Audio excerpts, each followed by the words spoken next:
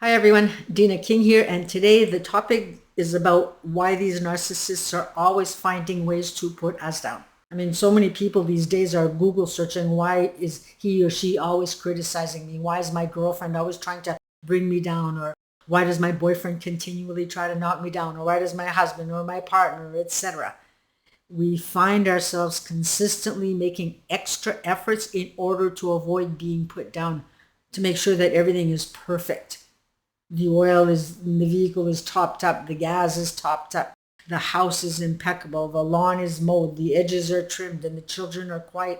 That is survival mode. That is not normal for you to have to live like that. We run on adrenaline, making sure that everything is in control and up to par just to survive a day without degradation from the other. It is a constant battle because the narcissist is always looking for something that they can use to unleash their anger on us. And while we're running around like that, what happens is there isn't any space for us. There isn't any space for us to process anything or use discernment so that we can dissect right from wrong. There isn't any space to learn because everything is always focused on them. And that's exactly what they want. They don't want you to have that space, because if you can think for yourself, you're going to leave. There isn't any space to meet new friends. There isn't any space to do anything for ourselves, including a walk on the beach or a moment to watch the sun go down. I mean, when is the last time that you actually appreciated a sunset? Isn't that what life is supposed to be about? To be in awe, to be in appreciation? You don't get that chance with them. And what's even crazier is that half of those chores that you did in order to not be put down again were not even your responsibility to do in the first place. Those were the chores that the narcissist was supposed to do, but never bothered to. And yet you still got criticized because in that there was something that was unsatisfactory.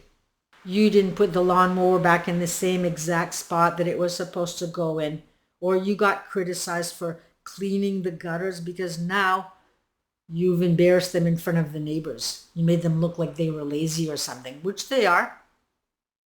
I remember all too well the criticism that I received one time for, get this, missing a bit of dishwashing soap while rinsing a dish. And I paid a high price for that one. I re-rinsed the dish, of course, but I didn't say anything regarding the comment that he had made because the comment was quite vile.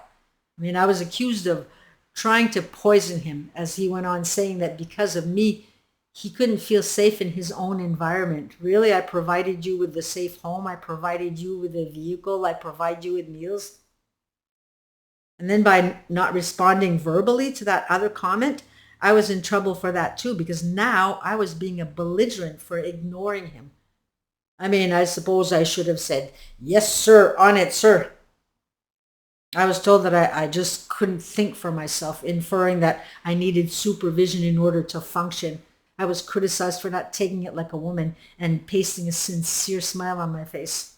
I had no right to feel upset after being yelled at and berated and called horrific names. And for that, the punishment was 1 week of silent treatment, along with stealing personal items of mine and everything else that he could think of to make my days a living nightmare.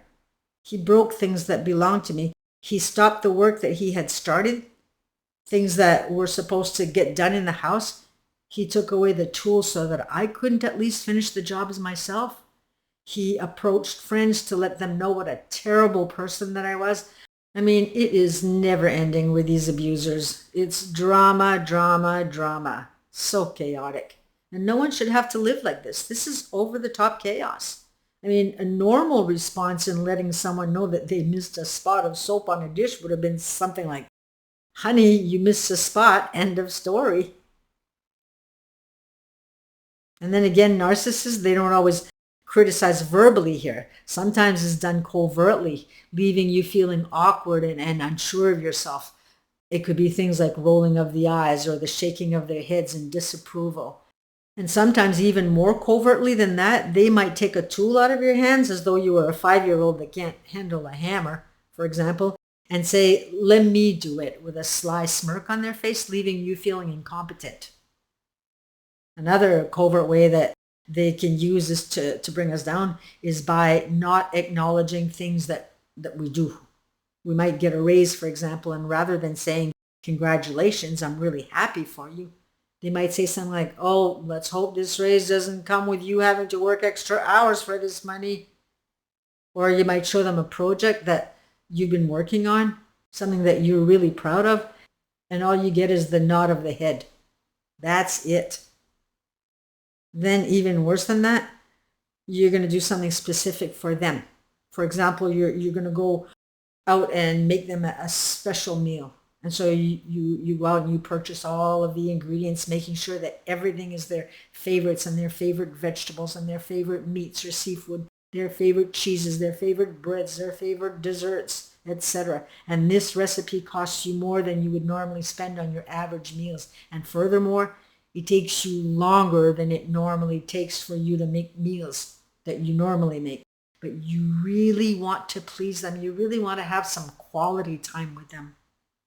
So the dinner is finally ready, and it appears to be a success at that. They come to the table, they grab a fork and start eating. Not a word is said about the dinner. Not one single compliment. So they finish off and they return to their social media or whatever it is that they do without even a thank you. So you're left with the cleanup and feeling numb and empty. You're confused. You're unsure of yourself. You don't want to start a fight. You don't want to say anything. Did they not like the meal? Were they just eating to be polite? And you're hurt because you were expecting that they might just spend a little bit of quality time with you.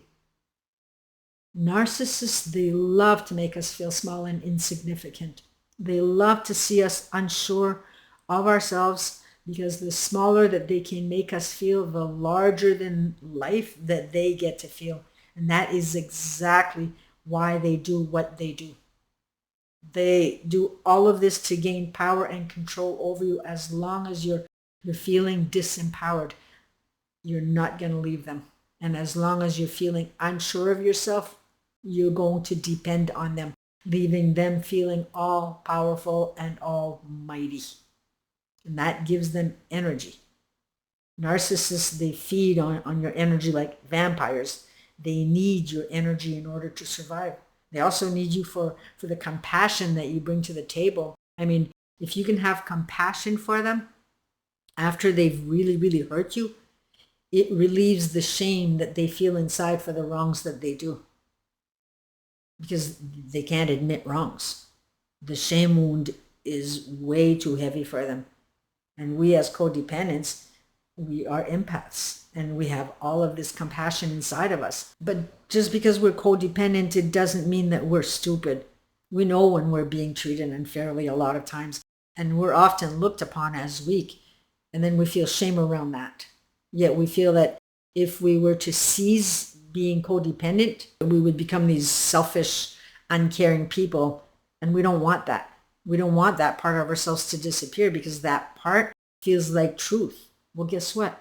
It is truth. And it is true. Being compassionate means that you hold love in your heart. And this compassion is the first part that drew the narcissist to you energetically. And what drew you to them was the lack of compassion that you have for yourself. And that energy is your weakness. And that weakness, they can smell it from miles away. The lack of compassion, of course, it stems from being shown growing up that you weren't allowed to have a voice. You learned to stifle your very being because you just weren't enough for mom and dad, or mom and dad didn't have time for you. They were occupied. They were busy. You know when you want to say no. You know when things aren't right. You know when you're being manipulated. Well, not all the time though. You also know that in order to survive the walls that you're in, you must be quiet. It's the only way that you've learned how to survive in a world that's told that you, or shown that you weren't enough. And in all of this chaos regarding your view on codependency being a weakness is that you've melded compassion and weakness into one as though they were part of one another. And that right there is the cognitive dissonance. The trick to separate this and to allow each of these to become their own separate entities again is to turn this beautiful compassion of yours towards yourself and not others. Turn it inwards. Then you can use this compassion to observe the weakness, aka the fear and the false beliefs. And you grow from there. So you give yourself space. And at which point the compassion is going to be used for both others and self. You're going to know when it's appropriate to say yes to someone and when it's appropriate to say yes to yourself and no to others. When you make the decision that you're going to make space for yourself, give yourself that time to look within. And I mean really look as though you were that innocent child, which you are. And you're going to give yourself permission to not feel guilt or shame for a little while. Try it. So pull up pen and paper, make yourself a nice cup of tea, quiet music, quiet the mind, and start taking time for self. I keep repeating, give yourself that space and begin the journey back to you. So that's all for today, folks. And I hope that it can motivate you guys and gals out there to start looking within. Remember, you can take control of your life again. So I invite you to like and subscribe. As doing so, you might be helping someone else who is stuck suffering from these relationships here, because now the algorithms will start showing this to more people. This is still a new channel. So bye for now, and onward, forward, little soldiers. We'll see you in the next video.